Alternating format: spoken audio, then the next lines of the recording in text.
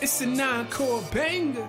Dr. Ross dropping knowledge to the masses. Man, you now tuned in to purpose and practice. Ayy, yeah, purpose and practice. Keep your mental sharp, learn all the tactics. Dr. Ross dropping knowledge to the masses. Man, you now tuned in to purpose and practice. Ayy, yeah, purpose and practice. Podcast game, ayy, he got it mastered. It's encore. Peace to the Purpose and Practice community. We are back with another episode of the Purpose and Practice podcast. I'm your host, Dr. Rawls Dill. Looking forward to tonight's episode. But before we get into tonight's episode, I just wanted to talk to you all. First, wish you a happy new year. We came back at the end of December, actually, but middle of December, with two new podcasts. We had some dope energy on the show. And I promised you that we were going to start the new year. We're going to start 2024 with a focus on just recreating ourselves or bettering ourselves as a community. And I felt like, I want to bring some content and some knowledge and wisdom and understanding to the show that can start us on a strong path for the new year.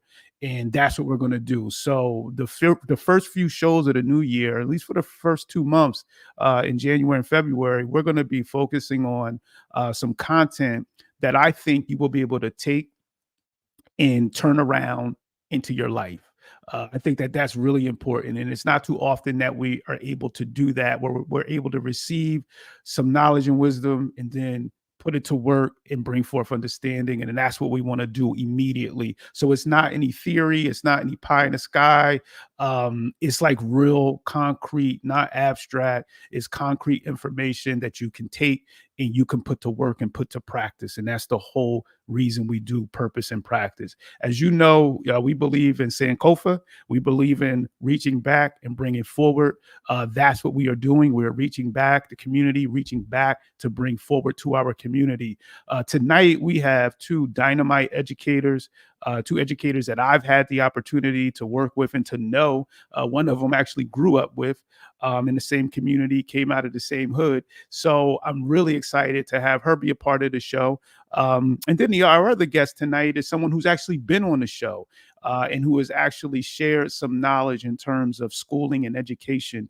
Or should we say, like we talk about schooling and education, two different things.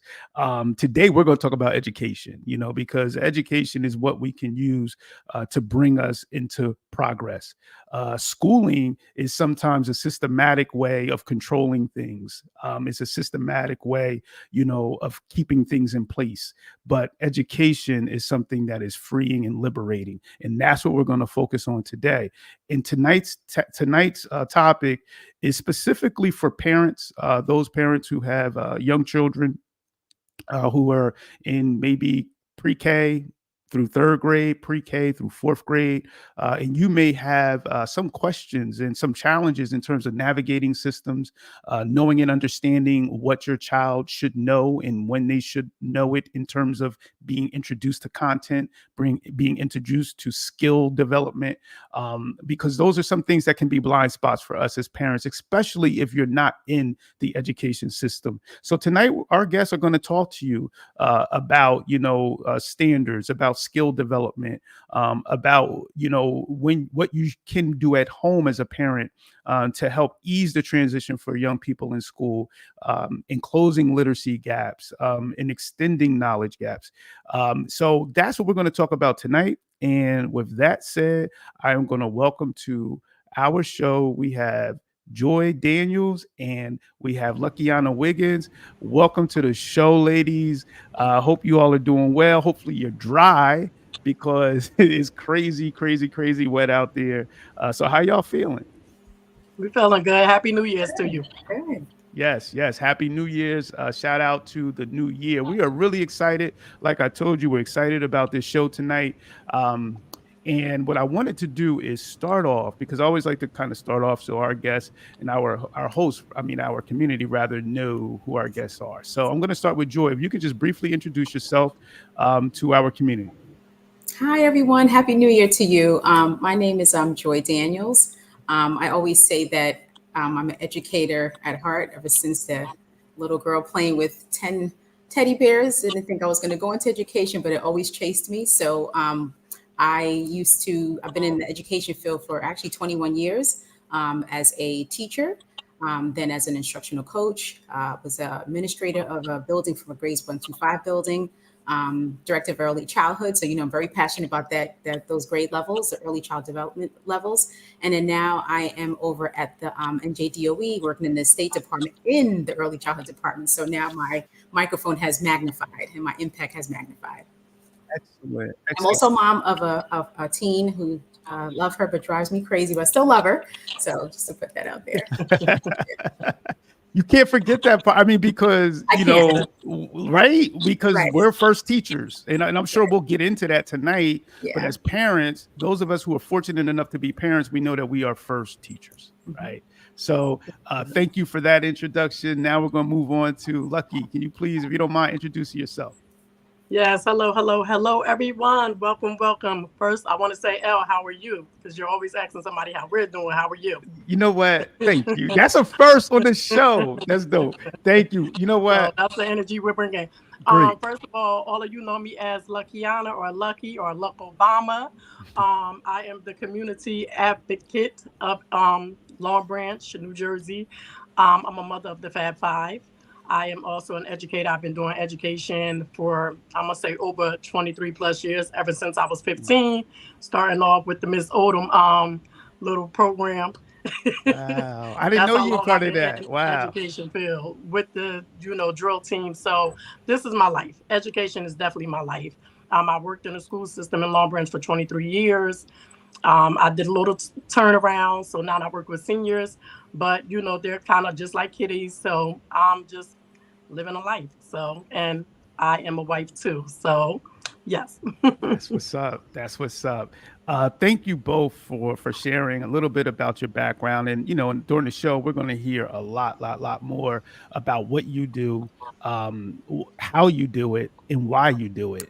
And we're going to start with that kind of like the what and the why. Very interesting. The teacher whispers. I'm fascinated by just that concept, and I'm interested to hear more about what that means to you and how you came about that. And then you share with me a subtitle, Catching Learners Before They Fall and Going Beyond the Classroom Walls. And you wanted that to be the theme, of tonight's show. But before we get into that part, what I would love for you to do is just to tell the audience, tell the community more about teacher whisperers. Like, what is that? How did you come about, that as as a term to describe yourselves? Go ahead, Lucky. You're the historian because you're the one that nudged me. All right. So I'm going to basically tell the story. So Teacher Whisperers came about. So I am like the queen of audio messenger. I promise you. I don't know, but I love to leave an audio. And so do those who I leave the audio with. So as me and Joy is getting this together, I'm leaving her audio and I got a whisper. And I said to her, I'm like, yo, Teacher Whisperers, we gonna come through. And she left me a message back like, yo, I love that. I'm gonna be honest with you, it was a whisper to me. So I feel like it was a whisper from God, and I gave it to her, and that's how we came up with the name Teacher Whisperers. Wow, that's dope. Because it's funny, because I was just talking to my kids not too long ago about the importance of listening to inner voices. And sometimes we're not in tune to hear it. And it sounds like that's the kind of experience you had, right? That inner voice. It is. And I don't know if you know what? So how we came about it was, so I left, the school system, and I jumped into another school system, right? Which was a daycare center for the government. So when I got there, I became lead teacher. So as I'm lead teacher, now I'm like, oh, okay, because it's different being, when you're an IA, you have that head teacher there, but as an IA, you're also moving on as a group. Don't get me wrong, I have sub, I did like sub for like 5 months in the kindergarten classroom. I sub, when the teacher was out. However, being in the daycare, I was the lead teacher. So in this daycare, the children were really behind. So they're Mm, leaving this daycare and they're going out and they're going into the real world, the public school. It's no mm, more like the government daycare. mhm, So once I got there, I'm like, yo, they missing a lot. So I bring what I can bring, right? I bring my baggage, I bring it to the classroom, but it wasn't the place for me. So as I'm leaving, I'm telling Joy because I don't know if a lot of people know, but I braid hair, right? I braid little girls' hair. I have growing fingers. So your child can have that much hair. Trust me, by the time I bring it in, you already know it's coming in. I have the blessed grown fingers. So I'm doing Joy daughter here, and I'm like, yo, Joy, listen, you ready? Because I've seen Joy tutor her 2.5-year-old niece, and I seen what she can do with her niece mm, because I used to do her niece here too. So as I'm doing her niece here, I'm like, yo, Joy, you ready?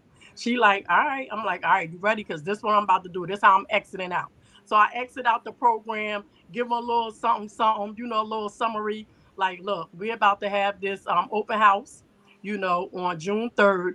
Hope you can come.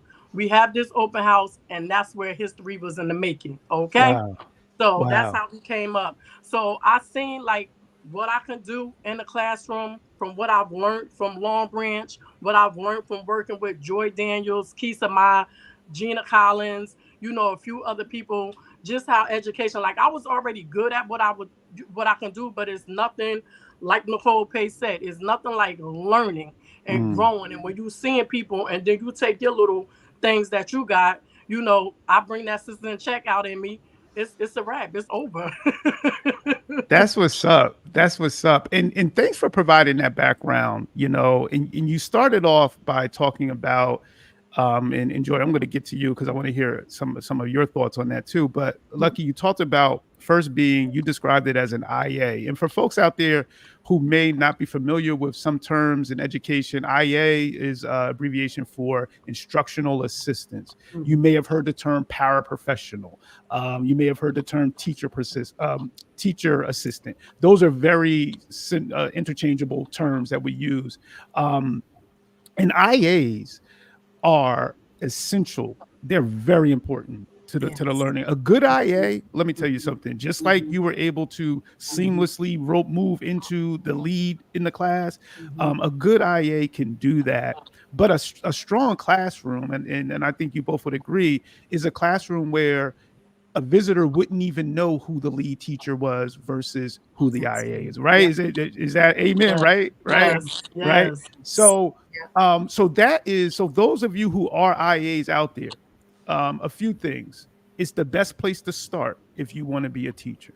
It is the Yes. best place to start to get your bones there, grind there, get that foundation set, and never ever ever feel that you are limited or that you are lesser than, because you are not. And trust me, those children are going to view you for who you believe you are. So if you go in there with the attitude that you're that teacher, they're going to view you like that. If you go in there in the attitude like I'm secondary, I'm really not that important, they're going to view you like that. So Mhm. thank you, Lucky. You hit on a lot of really important points that let us know a little bit more about you and a little bit more about your origin story and how you got to be here. So Joy, if you don't mind, with that whole teacher whispers, if you can explain a little bit about maybe what it means to you and what catching learners before they fall and going beyond the classroom walls means to you.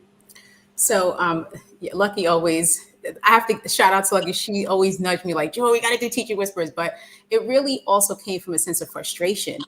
I think just teaching preschool and kindergarten, I see what they can do. And then I think just, being a building administrator, seeing the way that teachers treat our kids as if they don't have this brain capacity to do so much. And I always say, like at the age in preschool, like they're like, if you ever see like your sponge in the kitchen, you see those little holes. That's that preschool K, even first grade age, where like they're so open to learn. Their curiosity is so wide. But I feel Mm. like, again, with teachers not knowing what they can do, they kind of stifle them. So I taught pre-K and K, and I always say they're going to college because I just have such high hopes for them. I'm just like, oh no, you can do it. But it really came out of a sense of frustration. I think also now being at the state level and going around the state of New Jersey, it is really, it's disheartening, to see when we talk about, quality preschool, it really isn't a lot of quality preschool out there. Teachers are not aware of how much children can do.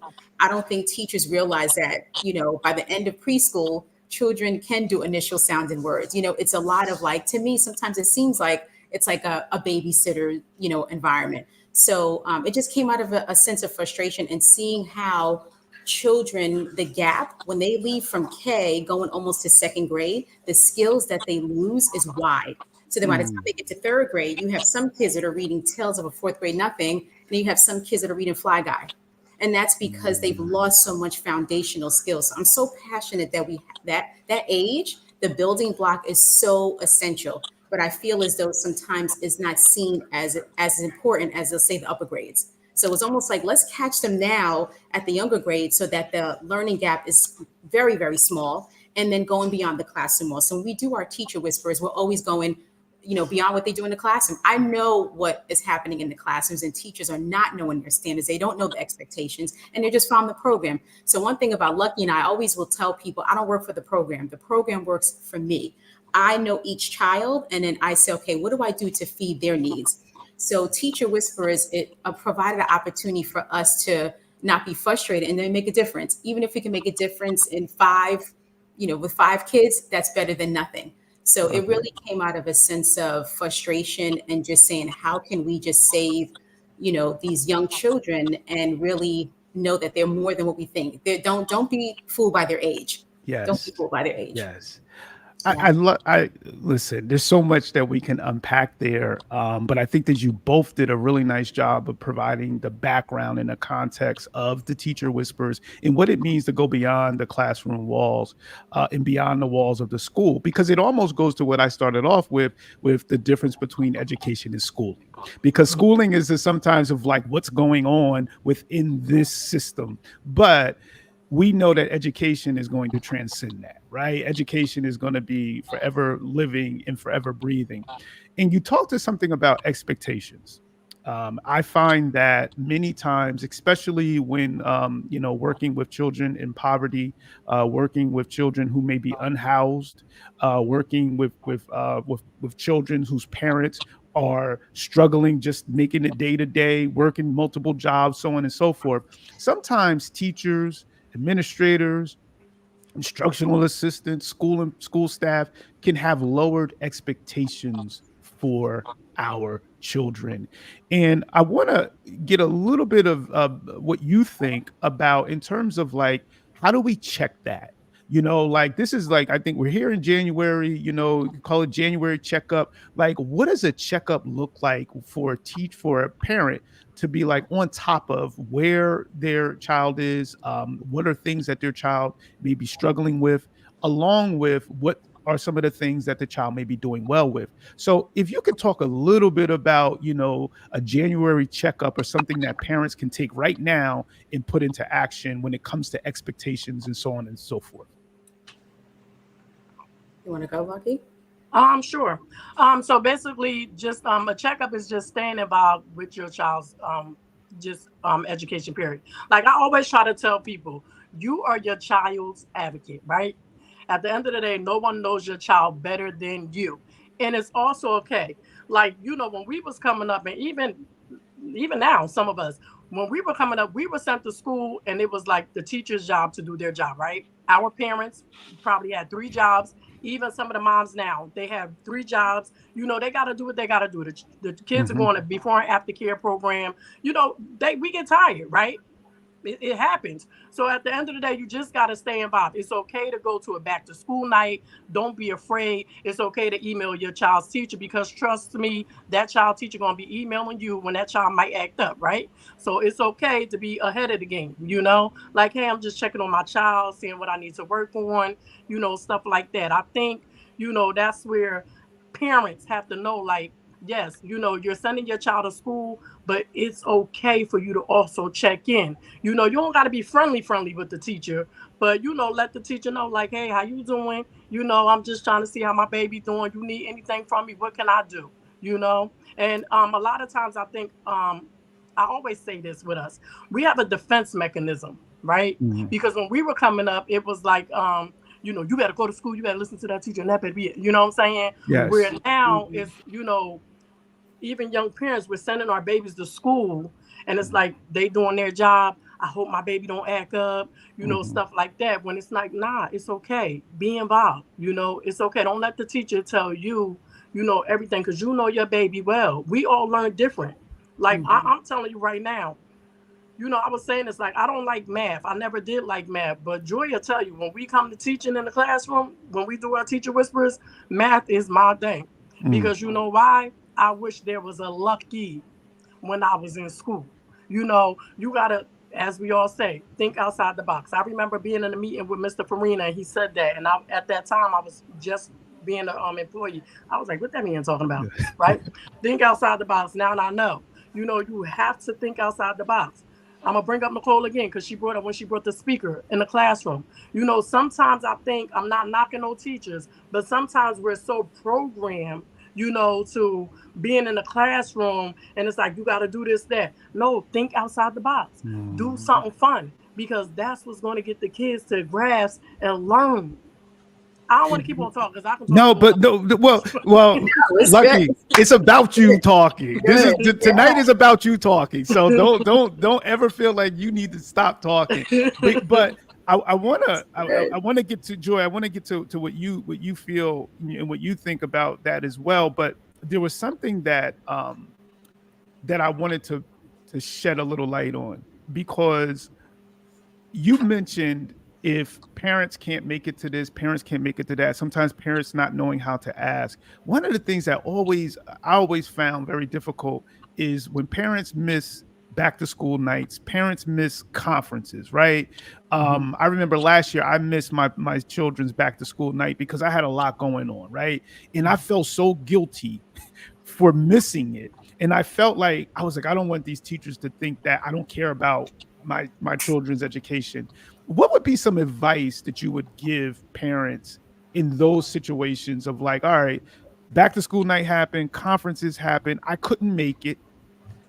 Is there any advice that you can get where parents can kind of, make sure that teacher knows and understands that they still care about their child's education?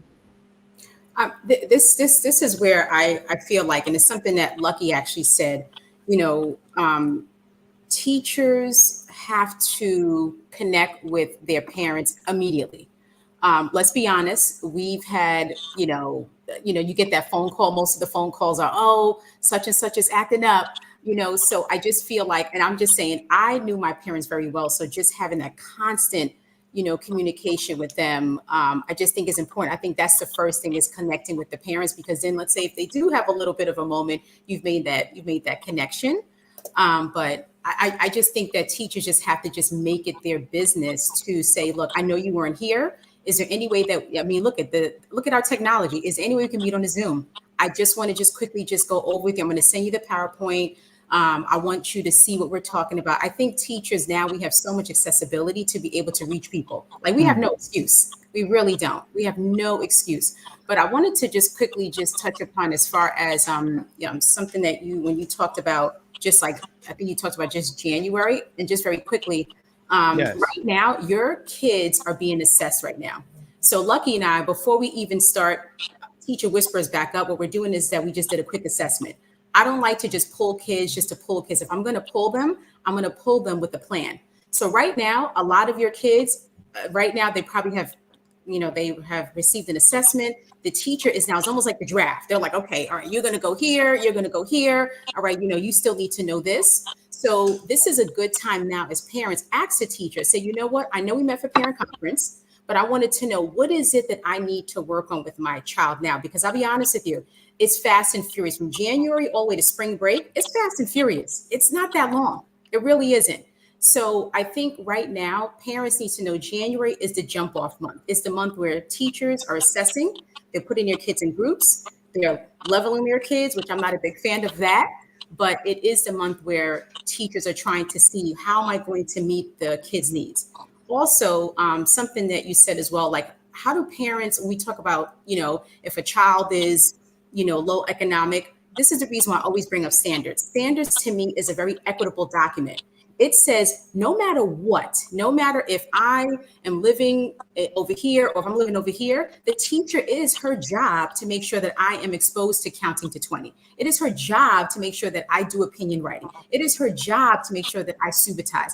So the standards makes it so that teachers can't say, oh, I can't do this for this child. No, it is your job to make sure that I meet these end of the year expectations. So there's no excuse. So it's almost like the opportunity gap is for everybody. So I think that's why it's really important that teachers and parents, as much as they can, you have to know what is the end goal for my child. Just something that Lucky and I did, we actually supported some of the parents at parent conferences. And I'll be honest with you, Dr. Rose, it was very appalling for a parent when a teacher tells a parent, oh, your child is a level A. And what does that mean for a parent? That parent now leaves that conference not knowing what they're supposed to do with their child. So I feel like when teachers are talking to parents, be very specific. Oh, Jacob still needs to work on these letters. It has to be very concrete, not this educational jargon that we use, but it has to be where parents know this is what your child needs to be able to do this to get here. It's those milestones, right? Yes. Don't tell me that my child is a level B or my child's level A, because that speaks to a parent that's saying, you know what? You don't know what I'm talking about, and you're not going to do it. And parents want to do what's best for their child. Just tell me, just show me, send me a video. I mean, I'll do everything. That's something we actually do at Teacher Whispers. I'll tell parents, watch me, or I'll even send you a video so that you can mimic some of the behaviors that we're doing. But I mean, just to kind of synthesize everything I'm saying, teachers have to know what is the end goal expectation. When we're telling parents what they need to do for their child, you got to tell them specifically what is it that's going to close the gap. Not that, oh, that they're low, oh, that they're a level A. That means nothing to a parent that has to really close the achievement gap for their child. Okay, so I want to unpack some of what you said, because you talked about assessments, and I think that it's important that we explain. And I put in the down in the lower third, I put that assessments are tests, because sometimes there may be some folks who are listening tonight and they may not be familiar when you use the term assessment in school. They may not be familiar with it. Yeah. So I think that it's important that we talk a little bit about, what those assessments are, but I think it's also important, not even what they are, because they can vary district to district. But what I would like for you to talk about is, if a teacher is not proactively sharing this with a parent, how could a parent demand these things? Like, how can a parent demand, like, okay, what is my child supposed to, learn, or what are they responsible for learning during this period of their education? And how are they going to be assessed? And how do I know, what the assessment, results look like? So if you could just talk a little bit about, let's say it's not like a teacher whisperer like yourselves, and it's a teacher who is not being proactive and reaching out and things of that nature. Can you just break down how a parent might navigate that? Either of you, can you talk a little bit about that? Joy, I'm gonna let you talk about the assessments, but before you do that, I just want to say, because you did ask the question, like, how can we get the parents to reach out to the teachers, right? Yes. If they can't make back to school night or conferences, right? All the parent got to do is reach out to that teacher, call the school, or email if they don't, because a lot of people don't have access to certain emails. Just ask them, hey, how you doing? Is there any way I can meet you? Meet your child's teacher on your day off. Make that a priority, right? Just Yes. make that a priority. Now I'm gonna leave it to Joy to tell you more about the assessments, how they can go about that. Thank you. So, I mean, different districts, of course, they administer different assessments. Sometimes the districts will send like an assessment summary of how the child is doing. It's kind of hard to answer that because it's very general depending on what the districts use. But this is, again, where, I always say when we have like back to school night, I feel like parents shouldn't leave back to school without knowing, well, what's the end goal? So my child should be where by the end? So let's say I'm going to talk about kindergarten, because that's that whole bridge. By the end of kindergarten, a child should be able to decode fluently decode a text. Well, what does that look like? It looks like a child's able to read a simple sentence. I see a red cat. The cat can see me. So now, if a parent knows that that's where they have to be by the end, then when I talk to the teacher, so where is my child when it comes to that developmental milestone or that growth? Where are they towards that goal? Right? Okay. So I don't know if parents always get those type of reports where they can see. Again, I'll be honest with you, that's what's happening out there, is that parents are receiving, like for instance, I went to a parent conference and the progress report, it said satisfactory, level B. That doesn't tell a parent anything. Now, if you're getting, let's say, I'm sure some districts, they use iReady.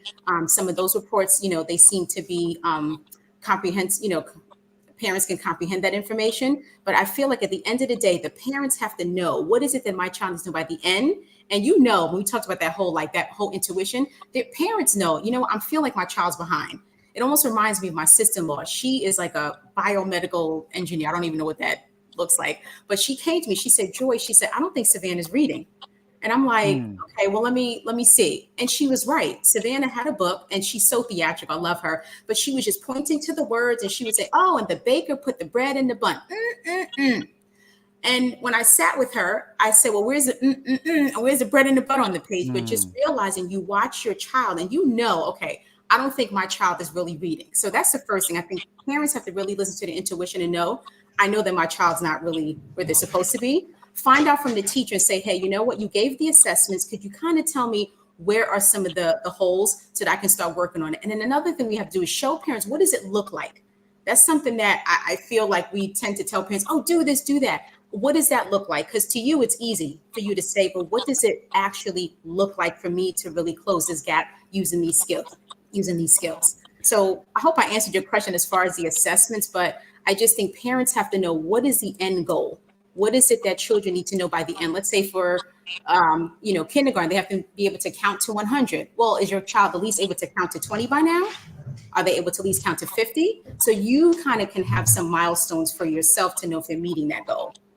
I like that. And I want to go back because you said a few things that are just really, really powerful. And I want to give you both a chance to kind of speak a little bit more about them. The first one was actual measuring, because that's what assessments are supposed to do. Assessments or tests, are to measure learning, right? So when we were in school, usually every Friday we would have like a spelling test, right? So you would get words on a Monday, and then on Friday you were responsible for spelling them. So that was an assessment. That was an actual test. So you knew at that Friday. Now you don't know if 2 Fridays from there you were going to remember how to spell those words, but you knew that day, that Friday, whether or not you knew how to spell the words or not, and you were going to give it a grade for that. I want to talk a little bit about the grades, because I see a lot, even on social media, a lot of parents, they post grades that, oh, my son, my daughter's doing very well. They got straight A's, and that's awesome. But this is also when we start getting to the differentiation between schooling and educating, right? In school and education. So sometimes those report cards are not really painting the picture of what a child really knows and understands and is mastering. And, it kind of goes back to what you were talking about with standards and skills. Can you talk a little bit about, a parent who may be getting great report cards at home, but that report card may not really be reflective of the learning that's happening in the school? Mm-hmm. It's while you were talking, something that came to my mind is I'm thinking of, and Lucky you would know this too, just like thinking of tools of the mind, right? So every week you get those work samples. You're getting their writing samples. Hopefully it was, not scaffolded by the teacher, but you can see, okay, based off of their writing samples, I can get a very bird's eye view of how they're doing. So it's almost like some of the work that's kind of coming home should kind of match what we see also on the report card. It shouldn't be, that far off.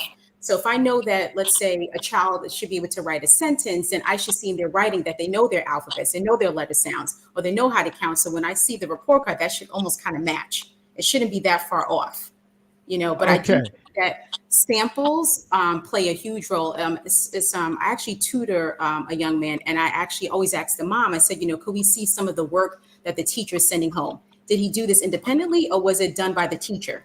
We need to know those things, because then it's like, well, if he's done by the teacher, then that means that he hasn't mastered it. So could the teacher specifically put an I for independent, or put like a SC for scaffold? But I do think that parents have to really also look at what's also coming home, what samples are coming home, because then that should give me some information and say, wait a minute, you're always getting these wrong, but then the teacher gave you a 3. So there's got to be some type of correlation between what they're bringing home. Sometimes homework should be practice. I always say that homework should not be, oh, let's try something new for children. That's not should be the case. Like when you brought up spelling back in the day was awful. It was just like, oh, let's spell these random words and then you forget it. But if a teacher's very, very specific, she knows that if I'm going to teach spelling, I'm going to teach patterns that we've already learned, so that when I give the children the spelling test, I'm seeing what they know based on what I taught them. It's a skill for life. This is not a hocus pocus type of a spelling test. So those type of things, parents should be looking at, teachers should be looking at, to see if the kids are meeting the goal. Thank you. Did you want to add anything, Lucky? Yeah, I was just gonna kind of say, because you were saying like, how can the parents know, like matching up with the report card and knowing, if they're getting the A's, because we seen a report card just Saturday, and it was shaded like, what this child can do. And to be honest with you, guess what? The child is in kindergarten, and the child is really on the 3rd grade level. How about that? Thank God that mother's involved, and she knows. So it's like, now you're putting that child, on a lower bracket, when really she's here. You see what I'm saying? So that's why parents got to be aware, and they have to know their babies. And trust me, your babies, because when they in the car and they doing a rhyme to the radio, the song on the radio, your babies when they playing they little games, your babies when you doing something, all of that can partake in, your house. You can be teaching your babies right there in the house. They want to help you cook, or they want to go get something, add all of that up in there. Oh, what shape is this? What shape is that? I did that with my grandson the other day. He was a little upset, but hey, He'll get over it. How many cards you got? You're like, but you're gonna learn today, That you brought up a good point, and I had deficit thinking, because when I brought up that point of the report card not matching the actual learning and the actual knowing, you flipped it, which I love. You flipped it, because you said, yeah, and the opposite can happen too, where a young person can be far beyond, what those standards or skills are for that grade level. And now they're not being challenged. And then maybe now they become, a behavior problem, because they're not being challenged, and the expectations are not heightened. So thank you. That is definitely a gem. Can I add Joy, to that? go ahead. Also, It looked like you wanted to say something. Yeah, I definitely, a lot of our kids that sometimes that are exceeding, they tend to be forgotten. They are, because sometimes the teacher has to worry about the rest of the kids, that they forget about the kids that need enrichment. And to me, I feel like I'm more worried about them, because now I don't want them to, regress, number one. Yes. I don't want them to become a behavior problem. And now I feel like the whole connection of them having that curiosity is going to start to fade away, because now they're bored. Because and I'll be honest with you, I've had teachers that said to me, I really don't know what to do with them. And then what do? They start to give worksheets. Because like, look, I just need you to stay over here because you're smart. And then it's like, yeah, but I need the same rigorous planning that you give to the rest of the kids. Yes. Just because, yes, they might be, striving, but I need the same type of rigorous planning that you give to the rest of the kids. But I do tend to see that in my travels, the children that need enrichment, they're the ones that their curiosity and their brains are so loud, but it's like, but then where do I go from here? Yes. Where do I go? Yes. It's like, where do I go?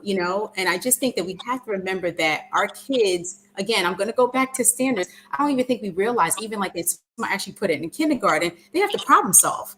But we're too busy worried about, that they can count to 10. No, they should be able to problem solve. But it's just that we don't get children in those places where it's okay to make mistakes. Yeah, let's get in that sandbox, because by the end, you should be able to fluently be able to add add-ins up to 5. But that's where teachers in their hope system, I always say, is like, I hope Jacob gets it. No, you can't hope. It's your expectation as a teacher that as soon as on day one, I'm getting Jacob to be able to do the 5 stages of problem solving that they're expected to know in kindergarten. But I always advocate for our kids that need enrichment, because they're always forgotten. They're always forgotten. I, Yeah. you know what? Those are definitely gems. And Joy, you just reminded me of something that Lucky said. She talked about, if you're in the kitchen cooking, and the baby's there. When I say baby, I'm talking about, from kindergarten or really from preschool on up. I'm not even talking about, I'm when the baby's there talking to the baby and introducing the baby to problem solving questions, questioning the child. Like sometimes I think we can be like, oh well, they're not in third grade yet, they're not in fourth grade yet, so I don't, Mhm. I'm not going to put that kind of pressure or expectation on them. Mhm. So that's modeling. I would say that that would be a way parents can model. Can you think of any, I remember one thing that with our children, what we used to do is give them like multi-step directions, right? So even when they were, younger, I would be like, go upstairs, go to the bathroom, get this, and then go to my room and get that, right? And then it kind of starts to get them into, a mindset of understand verbally, comprehending and understanding multi-step directions. And then sometimes they would come down with all of the things I said, sometimes they wouldn't. But it was a way of having that kind of engagement at that level, because when that climbs, as kids move on, that skill begins to develop, so if there anything else you can kind of throw out there in terms of, like Yeah. things that parents can do that way. Could I add to that when you brought up as far as like the skills? So some people they might know, might not know, but even in preschool, I'm going to go there. Preschool, by the end of preschool, children with support can engage in opinion writing. Could Mm, you opinion writing? So I know people think, oh, opinion writing, that's like first, second. No, actually it happens in preschool. Yes, with support. And then in kindergarten, they're able to tell you their opinion with the reason why. But if mm, you ask a child, would you rather watch this or this? They'll tell you. So now what we do is we say, hey, you know what? You know what, Jacob? I want you to draw a picture. Would you rather a cat or a dog? Right? So now at the preschool level, I can tell you and then draw a picture. Reading is breathing in, writing is breathing out. We got to get our mm, kids to start connecting that reading and writing at the same time. They really go hand in hand. Reading's breathing in, writing is breathing out. But even getting our kids to say, would you rather go to, this McDonald's, or would you rather, not the best place to eat? I'm not healthy eating. Would you rather go here? Would you rather go here? And right there, you're already starting the discussion of argumentative thinking mm. right at the preschool level. Those Yes. kids will tell you what they like. So then by the time they get to first, second grade, now they can start to debate. No, I'd rather do this because of this. But I already Yes. started that whole opinion and argumentative language down at the preschool level. And that's a Yes. standard. So, Yes. because I feel like sometimes we tend to focus on a lot of transcription instead of composition. Children can write for meaning. You know what, Jacob? I want you to draw. What do you think we need from the supermarket? Start drawing some pictures. Kids love that because now you're giving them a little bit of like, oh, I'm involved with the the shopping list. Yep, draw some pictures, and I want you to write the beginning sound of some of those fruits and vegetables. So now what happens is that now learning doesn't become like this, oh, it has to be like so, it's like drudgery. No, learning is because it's something that connects your world, you Love know? that. Love that. I think, we're hitting a segue. And I know there's some interactive activities that you all had that you wanted to share. One thing I want to do is, as we pause briefly, is to put out there, we have great participation from the chat. It's coming so fast. I don't even have time to get it up on the screen the way people are like going crazy. So what I would love for folks who are in the chat, for folks who are listening, if you can think of any questions that you would like to ask, our guest tonight. I know it was Tyshawn put up there. That's what I need for my kids, and I don't know what it was that he needed, but I want to just kind of pause before we get into the next segment, which is going to be engagement. I would love for folks, if you have questions, burning questions that are on your mind, to take some time, jot those questions down, put them in the chat, and we can have, our guest tonight share some of their feedback with those questions. So while folks are doing that, I know that you both had an breaker activity that you wanted to use, right? So are you set up to start that with the folks? Yes. So if you can get a piece of paper out, We're not testing you. This is not the Friday spelling test. This is actually an activity we actually did. Lucky now, when we started Teacher Whispers, one of the things that we did was we brought the parents into the library, and we wanted to kind of let them know what the expectations were. And it was very eye-opening. So doing this was very eye-opening, even to them. You can hear a pin drop. But what you're going to do is take a piece of paper. At the top of your paper, I want you to write the letters M, S, F, A, P, T, C, and I. Okay, can you repeat that? Yep. I'm gonna teach. I'm gonna say it one more time. I got you. My bad. Letters M, S, F, A, P, T, C, and I. And what I would like for you to do is we're going to set the timer. Once Dr. Rose presses the timer, I would like for you to write down as many words as you can using these letters. For example, you can write the word sat, pat, sit. So in 1 minute, I would like for you to write as many words as you can using these letters. Okay, so we're doing a minute? Doing a minute. All right, I'm going to set my timer for 1 minute. And then when you're done, when the timer is done, I want you to put in the chat how many words you were able to make with those letters. I'm going to join you.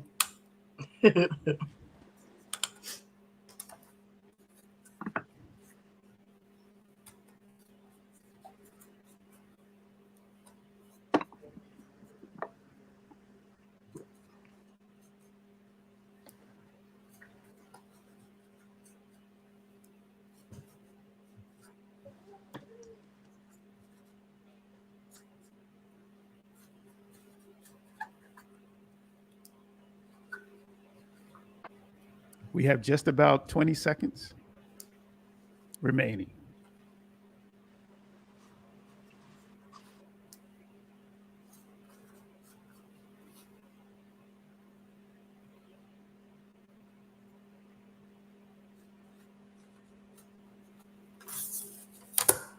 Okay, that's 1 minute.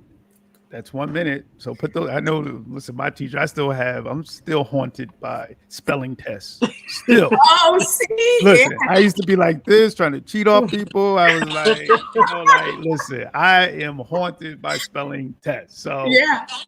I think we all been there. So all right, we had that minute. So now what do we do next? So now, so I think just in the 1 minute, I was able to make, I think 13 words, right?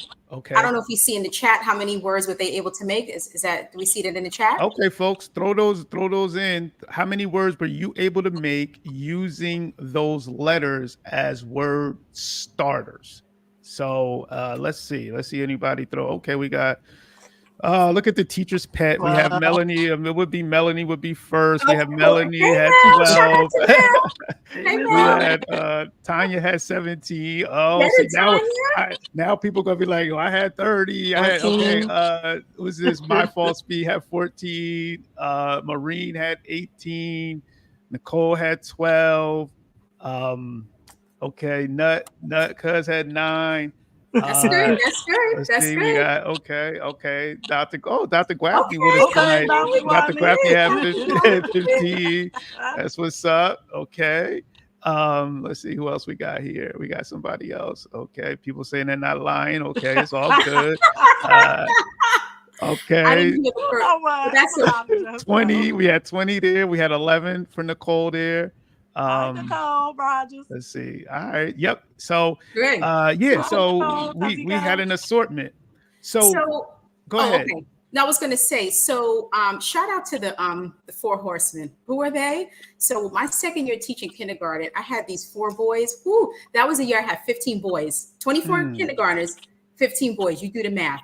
Okay. Wow. And they kept me on my toes. It was like, Miss Daniels, I know how to do this. So what's next?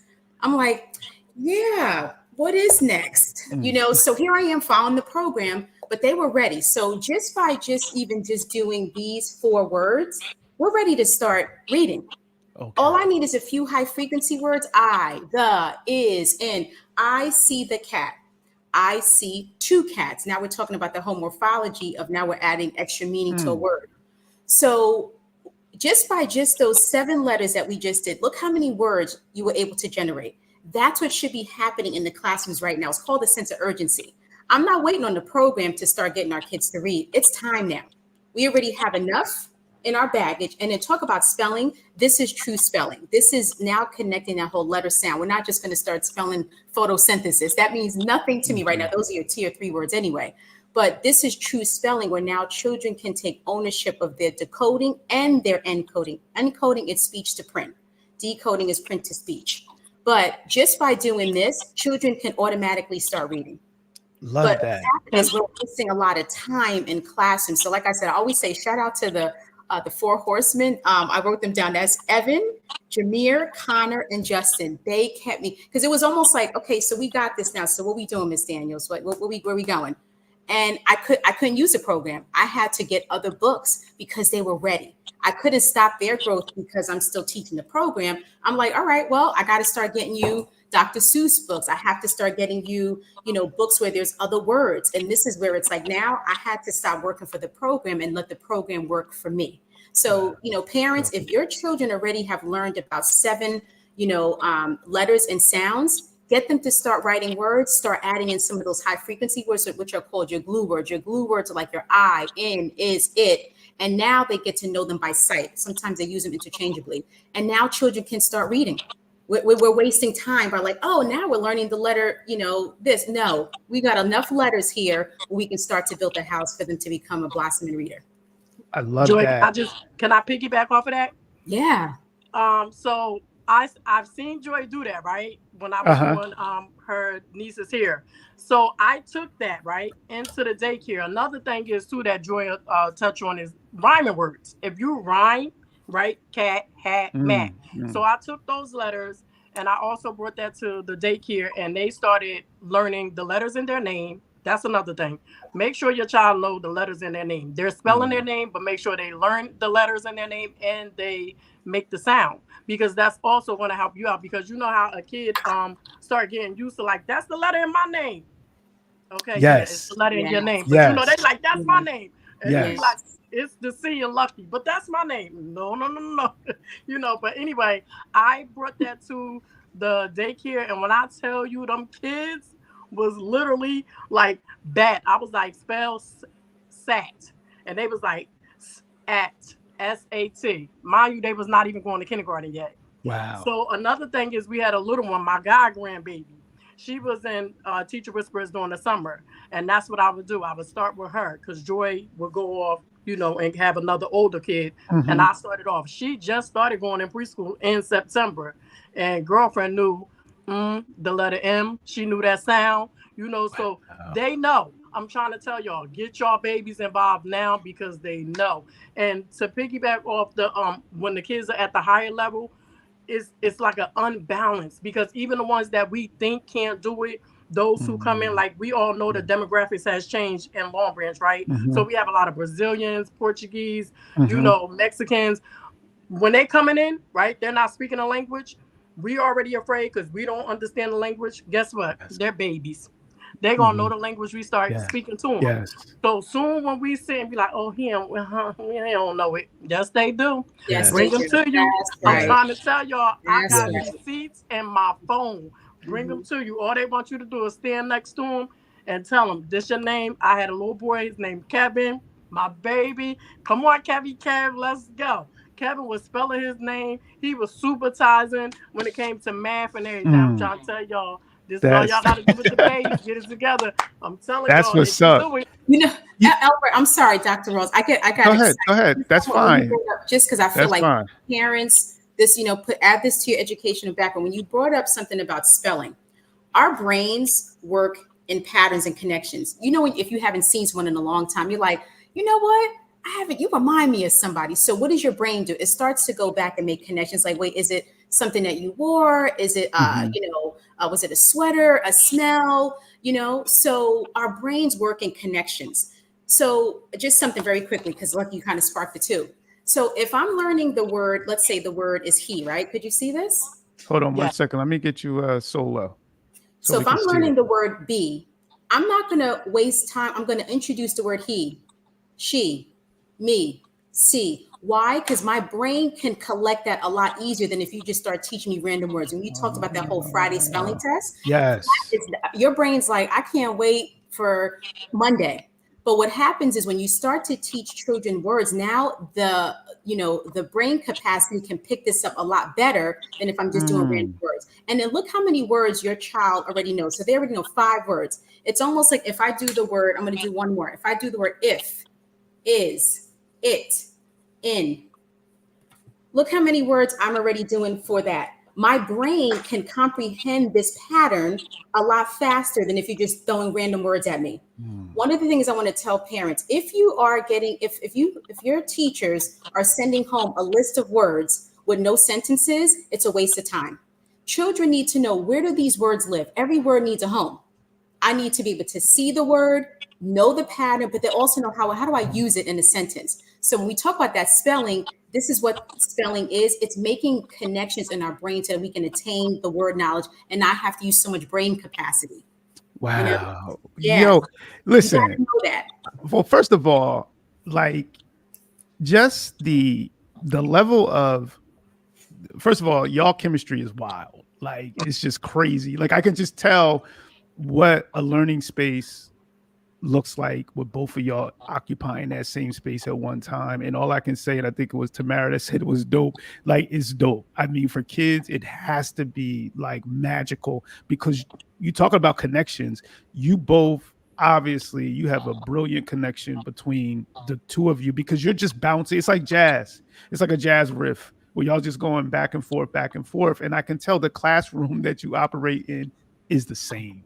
So I just wanted to give y'all flowers, you know what I'm saying? Because those are, y'all just got gems. The other thing I want to do, because there are some questions coming in, but I want to go back to, because we don't leave anybody behind in the purpose and practice community. So I'm gonna go back. Janelle said she had 10, but then she said that she's at work. So she had a disclaimer. Apparently, she had a disclaimer saying that she's working. That's why she only had 10. So I didn't want to leave anybody behind, because I want to make sure every student gets a chance to, show their answer and show their work. So very, like, those were so, it was so much. I'm glad that this is recorded so parents can go back and just listen, especially that interaction that you both had and what you just brought, to the table.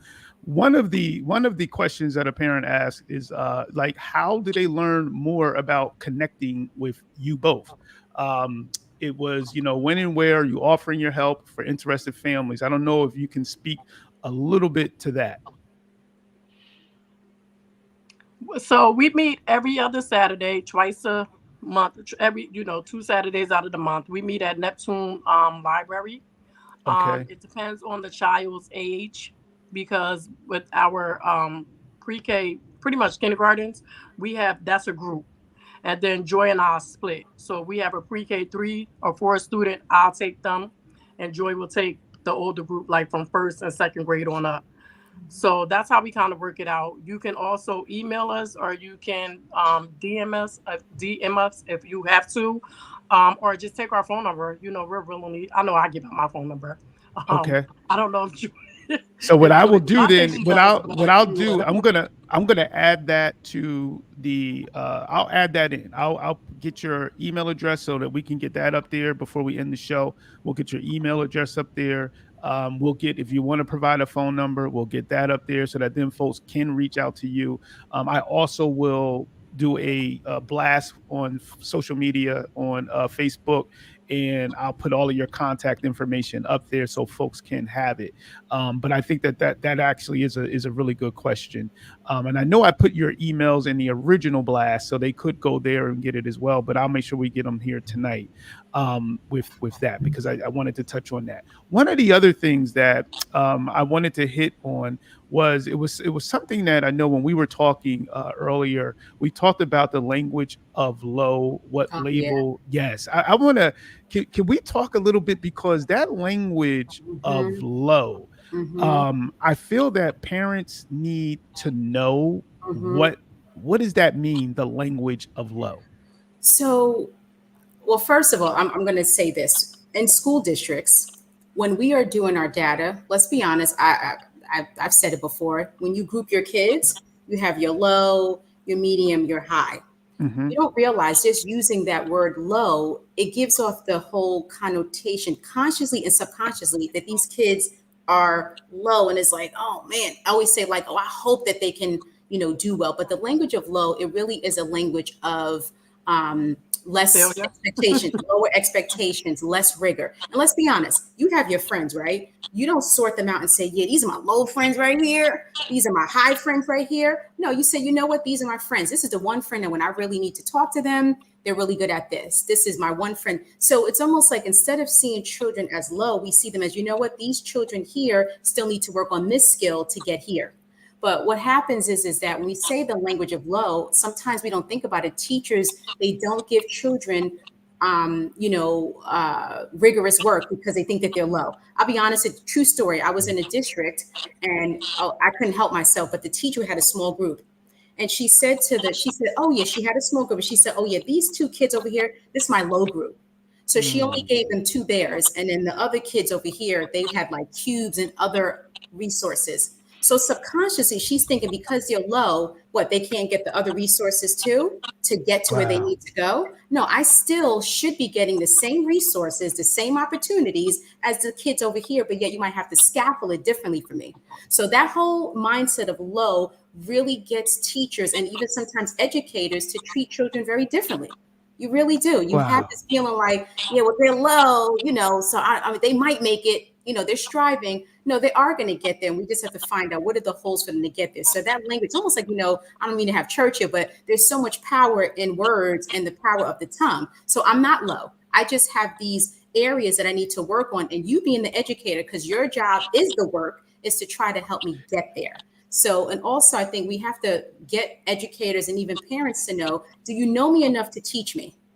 Do you know me enough to teach me?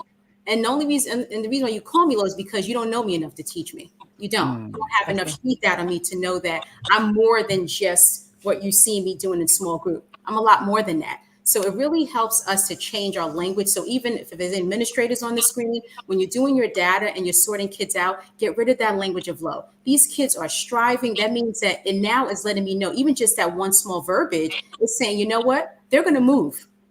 There is Yeah. going to be some movement. But once I Yeah. say that they're low, my subconsciously and consciously, I'm not thinking that they're going to grow. I love that. And I'm going to take it a step further. I'm going to also say not only do educators need to make sure that we're eliminating that language as parents, as community people, as Yes. caretakers, we need to eliminate those low expectations as well. And can I Because just, some Go ahead. Go and I ahead. was going to say just one more thing too. Parents, when you go to parent conferences, listen to the teacher because already sometimes they Mm. already have your kids in a group. So just say, so where, that doesn't mean where is my child, but what do they need to work on? I've had teachers right in front. Yeah, they're a little low right now. Okay, Yeah. well, that doesn't make a parent feel good. It's like, well, don't tell me what they're low and just tell me what are the areas that they need to work on to get where they need to go. But just really even listening to how the teacher even labels and talks about your child. But that whole labeling system is very destructive. Sorry. I no, I love it, and it's ironic that Brown Ivy is commenting on right now, saying the program is going to go far because not only is that important for young learners. I remember, and Brown Ivy was part of this group when I was a principal at the freshman level, and I had a group of young ladies who were brilliant, and they weren't focused though. So there was an incident that happened in the school, and as a consequence to these young ladies, and I won't get specific into the incident, but as a consequence to their behavior, I moved them into higher classes, like honors classes, right? And when I tell you that in these young ladies, and rest in peace to Kayla Clayton, because she was one of them, they went into honors classes as freshmen. And when I tell you they fought me, they fought because they didn't want to leave their peers and their friends at this point. But I went back and looked at some of their scores from when they were younger, and they were like brilliant. Their assessment scores were off the charts, but somehow they never made it into the classes that they belonged in.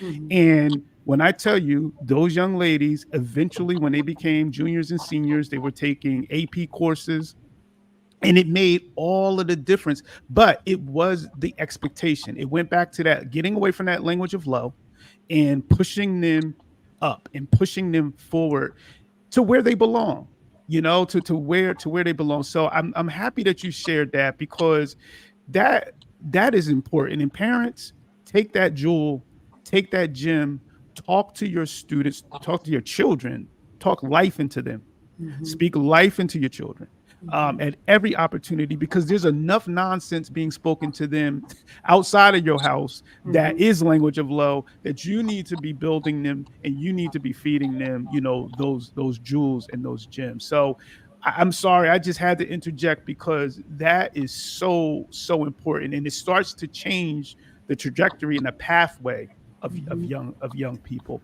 So Mhm. so thank you. Lucky, you had something. Yeah, I was gonna say too, like it's also taking accountability too, because like even like you just said too, as parents, we have to speak that to us. Like I am a mother of five, but some of us don't know. Like three of y'all don't know. Three of my babies are back to back to back. Mm, So I remember like having my second one, and boy, he gave me a run for my money. But my mind was already set, like, oh, he low. But you know what?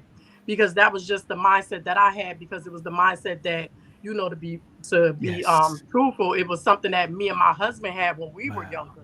But when you Wow. look at us, it's like, but we ain't low. You feel me? Wow. So when I look at that son now, he's doing the doing thing. So it's like we Yes. definitely gotta watch how we speak to our babies and what we speaking to them. Because we're not perfect, and that's another thing I want these parents to know. Y'all are not perfect. We're not perfect. That's why you're Mm. gonna have somebody like teacher whisperers in your life. You know what I'm saying? So that's when we come in. That's when we're advocating for each other, because it's like I say, it's hard as it is for being a parent and being out there working three jobs. We got to make ends meet. So yeah, that's why you have us. That's why you have educators. And I want to say this: we're not knocking no educators, because we're Mhm. all in this together. You know what I mean? I don't want nobody thinking we're knocking them, but we're all in this together.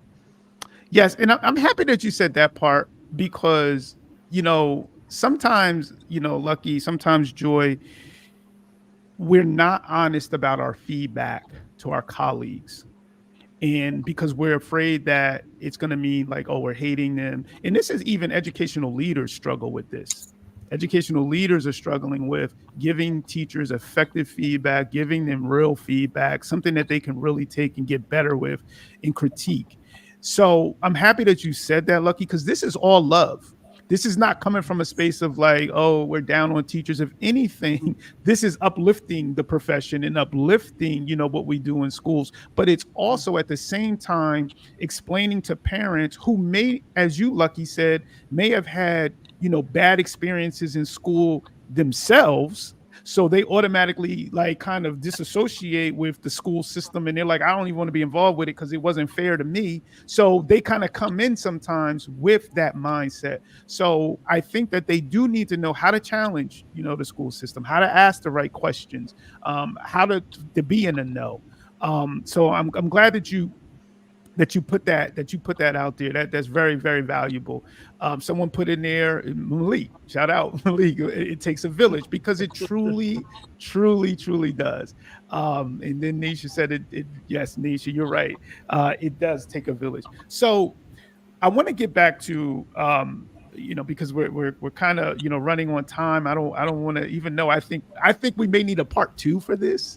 To actually, to be honest, I really do think we're going to need a part two, because I can't even keep up with the comments. I'm trying. I need a producer, because I'm like, I'm trying to interview you and then I'm reading at the same time, because there's so many comments coming up and so many things that Thank folks y'all. are Thank saying. y'all. Yeah, it's so much love. It's so much love. What I would like to do is kind of like open the platform, and just ask you, are there things that we need to touch on before we leave these folks tonight?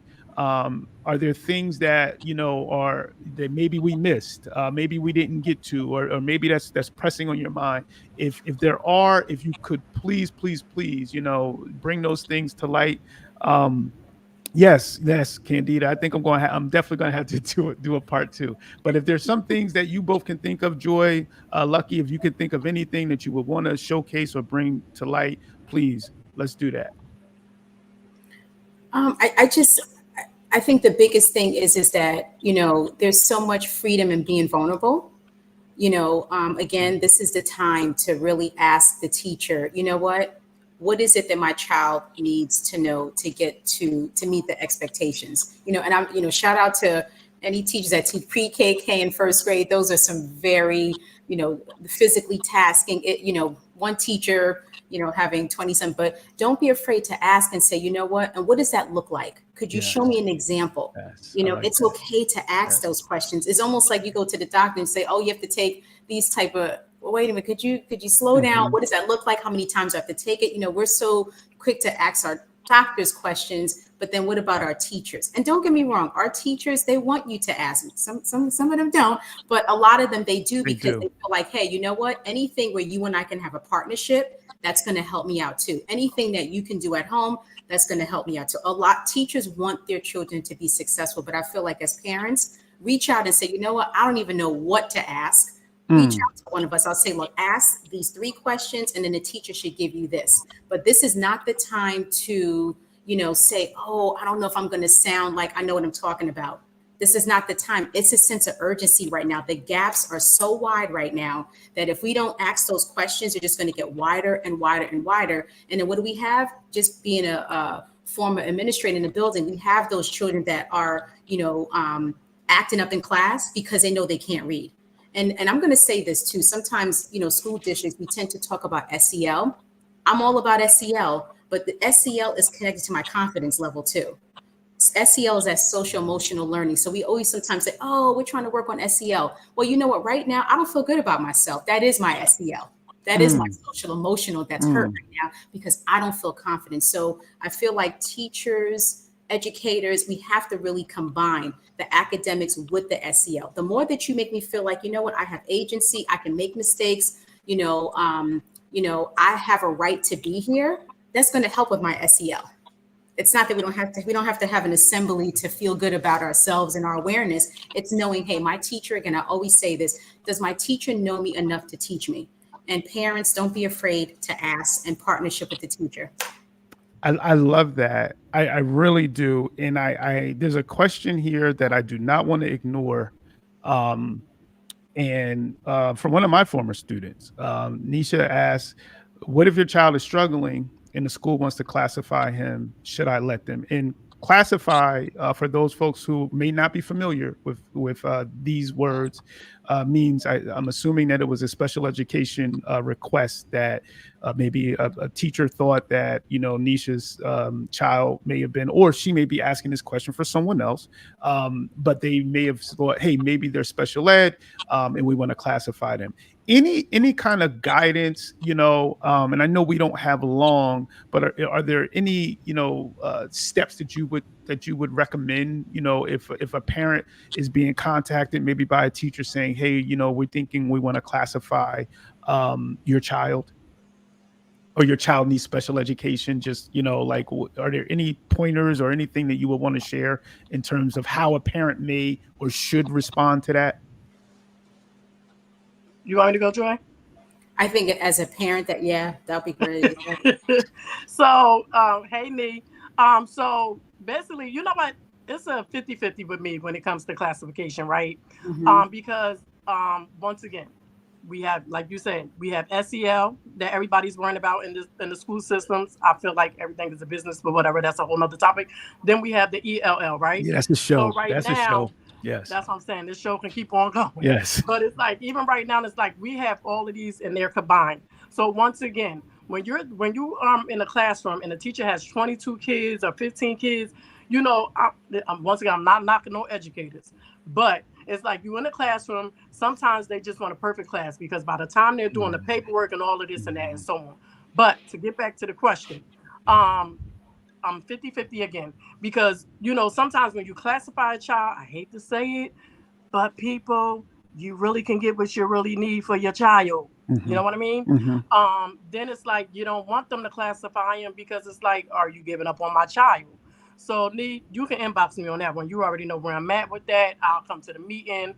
But it's just hard. You can see it all depends on why are they saying they need them classified. And yes, that's it for me. I was Yep. just going to say that. Right? Yes, What's the that's reason it. for the classification? Yes, Also, that's when it. we talked about Yeah. assessments, this is where assessments come in. So how well, again, do you know my child? How have you been record keeping to say that they need to be classified? And also, how many times have you had a conversation with me for me to see that they need to be classified? Yes. There's got to be so much work in between you saying that they need to be classified and the classification. What was the journey that we've taken? Because I'll be honest, like you said, it's out there. Teachers want perfect classrooms, and as soon as a child gets about their seat, oh, they're ADD. No, you just took too long to talk. And now we need to keep moving. We shouldn't be so in whole group for so long. We should be in small group a lot more than we are in whole group. So this is where I would really ask that teacher, and what made you say that they need to be classified? What assessments are you saying that they do need to be classified? And what was the work that was happening in that between you classifying them and saying they need to be classified? What was the journey in between that? There's always that middle ground. Love it. Love it. So a simple way to I'll put it where the goats can get it is ask for evidence. What is your evidence? Like, what are the reasons? Show me something, point me in a direction of how are you coming to make this decision? And this is not us saying that children do not need special education. This is not saying that children sometimes would not benefit from classification, but we need evidence. It can't just because, going back to what Lucky said, is somebody want a well-behaved class. Okay. But again, that's getting back to schooling versus education. Because schooling is, I want you sitting in these rows. I want you quiet. I want you to raise your hand. I want you to do all of those things. And you can get good at school, but not be educated. And that's what we have to stay clear of. So I feel like, listen, this is fire. Before we got on, we said, what did I say? I said, this is going to just be like a conversation. Like we're just sitting somewhere having a conversation about some really important things. In the way that the community has come out, like I can't even keep up with what folks are writing. It's just beautiful. The reception has been beautiful. The love for you and what you both are doing is really, really, is showing in these comments because people are engaged. So I really want folks to be able to get in contact with y'all. So what I'm going to ask is, if you don't mind, I can put up the email, the speech and lit. Is that cool? Yes, please. Thank you. Okay. So I'm gonna put too. You said put up what else too? And Lucky's email too, right? Yeah. Please. So let me see if I know I have this one. So I'm gonna put this one up now. Dr. Ross, can I just say one more thing? Yes, and then I'm go ahead. Quiet. Go ahead. I know we need a part 2 because I'm like, you should see my table. You know how I always go. But I just want to just put it out there only because as a literacy, just making sure that parents know, especially our K1, 2 students, your children are not levels. I have to say that our children I'm being around the state of New Jersey. I'm seeing so many kids that are given text where they are becoming dependent readers and not independent readers. And then that gap is just becoming wider and wider. And I actually have a book here, but I'm not going to read it. But what's happening is that I go around, if your child is coming home with a book where it says, I see a red cat, I see a blue cat, I see an orange cat, they're not reading. I'm just telling you right now, they are not. One of the things that we do with Teacher Whisperers, we have to break habits. It's almost like the kids, you would think that we stole something from them. They're like, why is your hand over the picture? I'm like, because you know why? Because you're not reading and you're not independent. You're dependent on these pictures to read. And it really is so bad out there, not just in the state of New Jersey, but please, parents, if you see books coming home like that, it is not appropriate. It is setting your child up for the gap to be wider and wider. And now they become dependent on skills that they can't have for themselves, the resources. But I just have to advocate that. Make sure that your children are getting books where they're actually decoding and reading, and they're not looking at the pictures to read. It's setting our kids up for failure. And I think that is I listen, that's like a, children's series I know. I part couldn't three. help it. I'm like, That Mike, is when you start getting into that, you're yeah, starting to 'cause get I got into a a whole table for that. series. Yes, Yeah. that's an entire Yeah, it is. series. Yes, it is. So I want to say this. First of all, I want to give y'all. First of all, y'all got y'all flowers. Y'all getting crazy flowers from, from the folks who are joined in, and I'm sure people who even catch this from YouTube or from recording on Facebook, they're going to enjoy it as well. But one of the things I want to say is that you all stretched me, and that's the email you can get in contact with Teacher Whispers up there on the screen now. But you all pushed me when I contacted you both about having a podcast such as this. You were like, we want it to be engaging, and that's something that seldom we haven't done that on the podcast yet.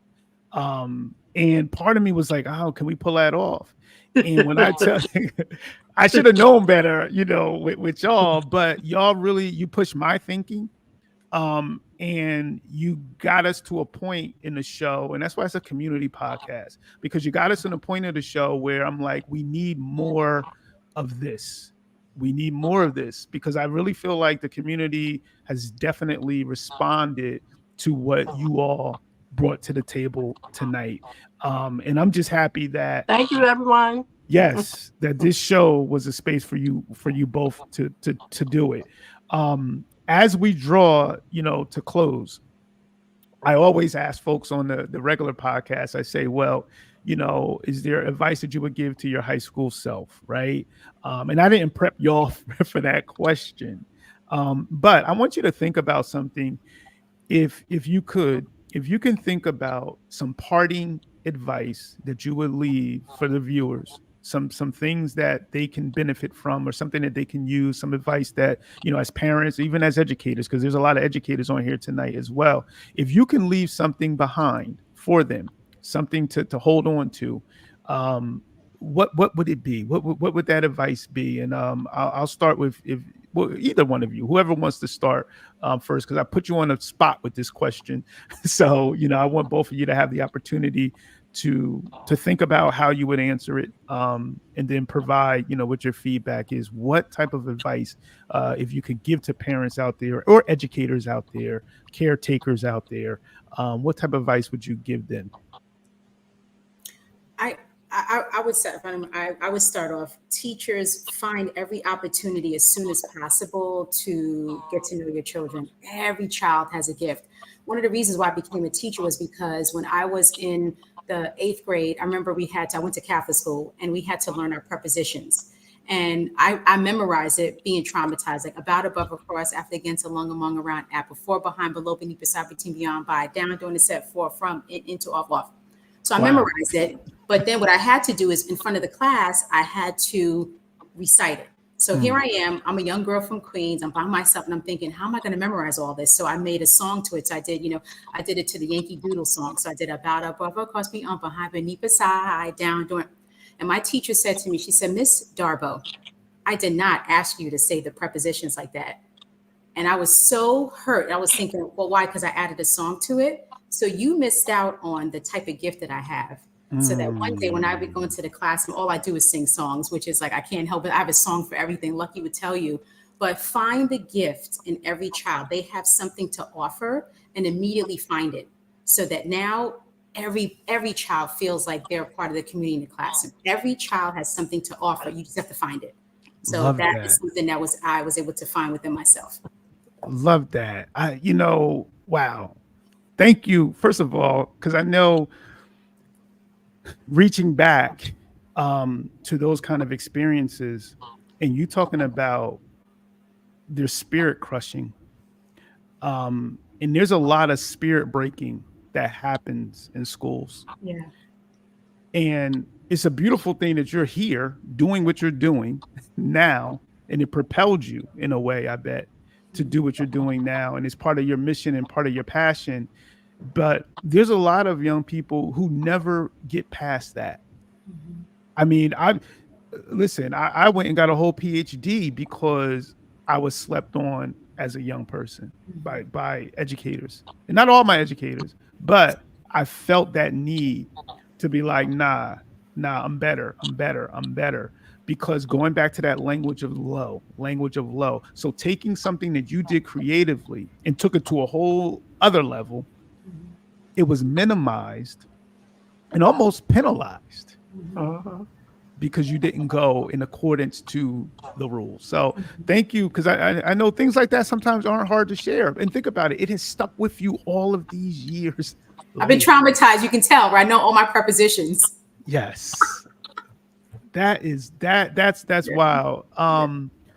Lucky, you have any parting words for us? Anything you want to share for the community? Yes, I do. Just like Joy, um, that's a whole nother story. That's a whole nother podcast itself. But yeah, I will always tell educators, get to know your students. Mm, Trust, mm, trust. Get to know your babies and get to know your parents. Stop being judgmental because Yes. they're gonna have more than what you have. That's yes. right. Me too, myself. I definitely. Um, I remember even being an adult when I was like, I can do that job, and somebody told me straight up, you don't have the paper. And Mm, this is me working in the school system. mm, But mm. I will say this: I'm more than enough. So I would tell Oh, my I little old love self that. back in the day when I was in fifth grade in Mr. Soma class, and I got straight Fs when my mother was in jail. You know, and Wow. I got straight Fs every fourth marking period, and I still made it to the middle school. And when I got to the middle school, I was told because they thought I was acting up, I'll make you go back to the fifth grade. And I said, well, do it because they didn't know what I was going through. That's Wow. why if anybody know me, you might see me as an adult. Some of y'all who know me, I'm fun to be around with. I just have that soul. But when it comes to them babies, can't nobody take them babies away from me. That's You right. know why? Because I'm being that little kid that I just really couldn't be at that time. And I know how they are. I know when a kid is coming in, when they don't have their hair done, and I can tell because I had hair issues. So that's why I braid little kids' hair. Mm-hmm. I braid their hair with my pinky at nap time. That's just who I am because they trust me and I already know what it is. So teachers, shake up. It's okay Mm, to shake up. You Mm-hmm. got to go mm. ahead and do your lesson plan or whatever, but it's okay. Get to know every student that come in there. Yeah. One thing about me, they knew every 15, all them 15 kids that came in there, I can tell you who's going to do what. I can tell you what they was. Come here, let me talk to you. Trust. That's all I'm going to say. You see how Wow. passionate I am about it? Yes. Because it hurt Yes. me when I was young. Trust. Trust your babies and get to know every last one of them. And I promise you, they're going to give you what you need. Mm, That's right. They're mm. going Period. to give you what you need. Whether they Period. on whatever level you think they on, I Period. promise you, they're going to give you what you need. Yes. That's all I'm going to say. I Yeah. can get emotional about it, but that's what it is. It's just trust. Trust, and have fun. Mm-hmm. It's okay. Do your Mm-hmm. work on the side, but when them babies come in the door, make them welcoming. Give them a hug. It's okay to mess up your outfit. You better Mm. go to Word. Walmart or something and get a cheap Word. outfit or something. I don't know what to tell you, but get them babies a hug. That's all they want too. Yeah. They woke up in the morning, they coming late. Guess what, people? It's not their fault if they're coming late. That's It's right. mommy fault. It's daddy Mm-hmm. fault. If they Mm-hmm. got free breakfast, y'all better give them free breakfast. I don't care if they come in at 9:30 in the morning. Give them their Thank you. breakfast. Okay, Mm-hmm. I'm Period. out. Thank you. That's right. Mic Listen. drop. Give him the cereal and the I'm Thank done. crackers. yo. Oh wow. I'm Yo. done. I'm done. Yes. Yes. Listen. I think I'm Yes. just this. Listen. I think because I know there are no mistakes in the universe, right? I think that we have something here that we need to continue. And I'm going to make sure that I do my part in keeping this conversation going. Because this can't be over. It's too much. It's too much here. No, real talk. It's too much, and an hour and a half is not Mm. going to do it. It doesn't even seem like we've been here 90 minutes. 90 minutes is not Wow. going to do it. We have more. There's more that we need to do. There's more that we need to give, and we're going to do that part. We're going to do that. We're going to do that. Lucky, thank you for sharing that story. Because, and I know it's hard sometimes to dig deep and share stories like that. And I really appreciate you sharing that because it's real. And a lot of times educators are not, and to be fair, educators are going through their own stuff too. Teachers are going through their own stuff too. Yes, That's why I always say self-care is really care for everyone. Because the way you show up, if you're taking care of yourself, you're going to show up in a better place to take care of our babies. So I always start with teacher health first, because there's no way that they're going to be able to be what they need to be for our children if they're not able to be what they need to be for themselves. So that part is really, really, really important. But Lucky, thank you. Joy, thank you. You both, y'all dropped tonight. I'm like, I put the email back up there. If you want to get in contact, with the Teacher Whispers, and if you feel that they can support you, please get this email down, take this email down, so that you can reach out to them, and they will definitely get back to you. And then they can share, where they're at, how you can get to them, how they can get to you, to make things happen for the people, the children that you love and care for. That's who we're living for, these babies. So I appreciate that. This was dope. Yeah. This was like this was really, really, really dope. And we could not have done it, without you both. Obviously, y'all made this happen. And we also couldn't have done it with our community without them. Yes. Thank you, guys. Thank you. Yes, word. Thanks to the Purpose and Practice podcast community. We are very, very fortunate to have educators such as this. If you see these ladies outside, buy them a cup of coffee. If it look like their car need to be clean, give them a couple $2 to get their car clean. Let them take the car, get it, get their car washed, whatever it is. Like, if y'all come amongst these women, make sure you show them some love, because they out here showing love, to your babies. They're showing love to our babies. So I want to say thanks again. I appreciate both of you. I really, really, really do.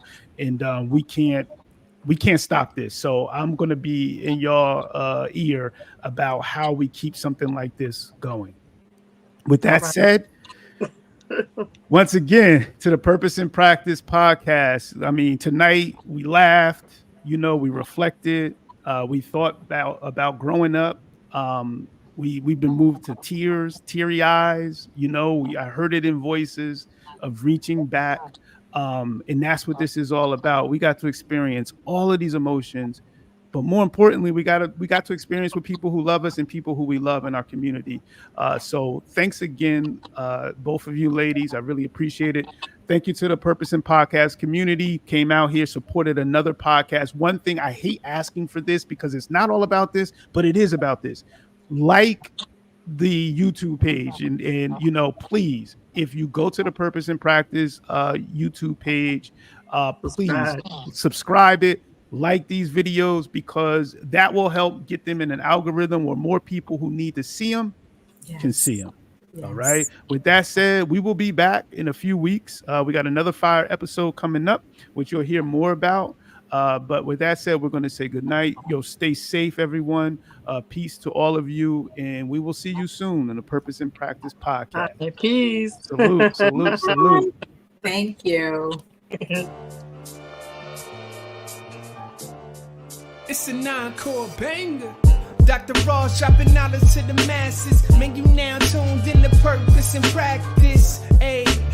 Purpose and practice. Keep your mental sharp. Learn all the tactics. Dr. Ross dropping knowledge to the masses. Man, you now tuned in to Purpose and Practice.